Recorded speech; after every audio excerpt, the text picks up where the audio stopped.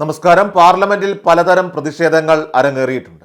പാർലമെന്റിനകത്തും അതോടൊപ്പം തന്നെ പുറത്തും ഇപ്പോൾ താരമായി മാറുന്നത് രാജ്യത്തിൻ്റെ പ്രതിപക്ഷ നേതാവ് രാഹുൽ ഗാന്ധി തന്നെയാണ്.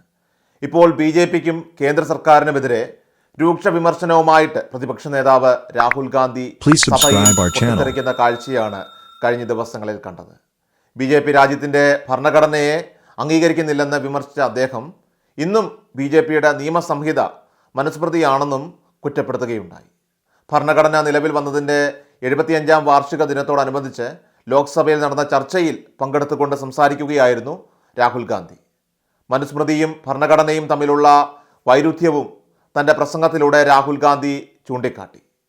ഭരണഘടനയുടെ ചെറുപതിപ്പ് കയ്യിൽ പിടിച്ചുകൊണ്ടായിരുന്നു രാഹുലിൻ്റെ പ്രസംഗം. RSS, VD സവർക്കർ എന്നിവർക്കെതിരെയും അദ്ദേഹം നിഷിദ്ധമായിട്ടുള്ള ഭാഷയിൽ വിമർശിക്കുകയുണ്ടായി. ഇന്ത്യൻ ഭരണഘടനയിൽ ഇന്ത്യയിൽ നിന്ന് ഒന്നുമില്ലെന്ന് സവർക്കർ തൻ്റെ ഗ്രന്ഥങ്ങളിൽ എഴുതിയിട്ടുണ്ടെന്നായിരുന്നു രാഹുൽ ഗാന്ധിയുടെ വാക്കുകൾ. നമ്മുടെ ഭരണഘടനയിൽ ഇന്ത്യയിൽ നിന്ന് ഒന്നുമില്ലെന്ന് സവർക്കർ തൻ്റെ രചനകളിൽ വ്യക്തമായി പറഞ്ഞിട്ടുണ്ട്. നിങ്ങളുടെ നേതാവിൻ്റെ വാക്കുകളിൽ നിങ്ങൾ ഉറച്ചു നിൽക്കുന്നുണ്ടോ? നിങ്ങൾ പാർലമെൻറ്റിൽ ഭരണഘടനയെ പുകഴ്ത്തുമ്പോൾ നിങ്ങൾ സവർക്കറെ പരിഹസിക്കുകയാണ് എന്നായിരുന്നു BJPയെ ലക്ഷ്യമിട്ടുകൊണ്ട് രാഹുൽ ഗാന്ധി പറഞ്ഞത്. ഇന്ത്യൻ ഭരണഘടനയിലെ ഏറ്റവും മോശമായിട്ടുള്ള കാര്യം അതിൽ ഇന്ത്യയിൽ നിന്നുള്ള ഒന്നുമില്ല എന്നാണ്. നമ്മുടെ ഹിന്ദു രാഷ്ട്രത്തിൽ വേദങ്ങൾ കഴിഞ്ഞാൽ ഏറ്റവും ആരാധിക്കപ്പെടുന്നതും പുരാതന കാലം മുതൽ തന്നെ നമ്മുടെ സംസ്കാരത്തിനും ആചാരങ്ങൾക്കും ചിന്തകൾക്കും അനുഷ്ഠാനങ്ങൾക്കുമൊക്കെ തന്നെ അടിസ്ഥാനമായി മാറിയതുമായിട്ടുള്ള ഗ്രന്ഥമാണ് മനുസ്മൃതി. ഈ ഗ്രന്ഥം നൂറ്റാണ്ടുകളായിട്ട് നമ്മുടെ രാജ്യത്തിൻ്റെ ആത്മീയവും അതോടൊപ്പം തന്നെ ദൈവികവുമായിട്ടുള്ള യാത്രയെ ക്രോഡീകരിച്ചു. ഇന്ന് മനുസ്മൃതി നിയമമാണ്. സവർക്കറുടെ ഈ വാക്കുകൾ ഉദ്ധരിച്ചുകൊണ്ട് പ്രതിപക്ഷ നേതാവ് സഭയിൽ പറഞ്ഞത് ഇങ്ങനെയാണ്: നമ്മുടെ ഭരണഘടനയ്ക്ക് പകരം മനുസ്മൃതി നടപ്പിലാക്കണമെന്ന് സവർക്കർ കൃത്യമായി പറഞ്ഞിട്ടുണ്ട്.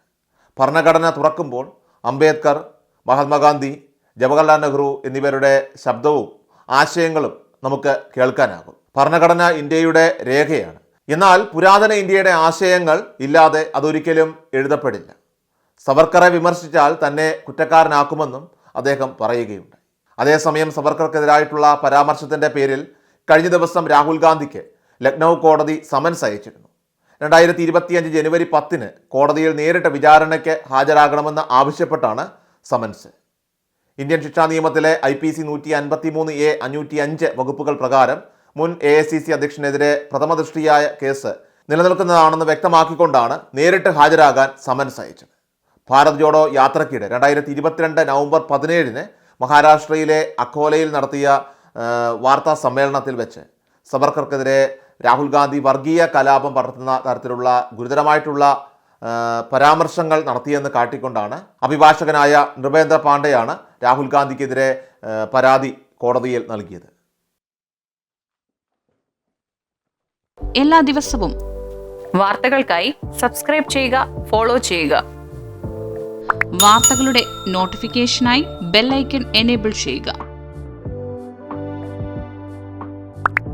Please subscribe our channel.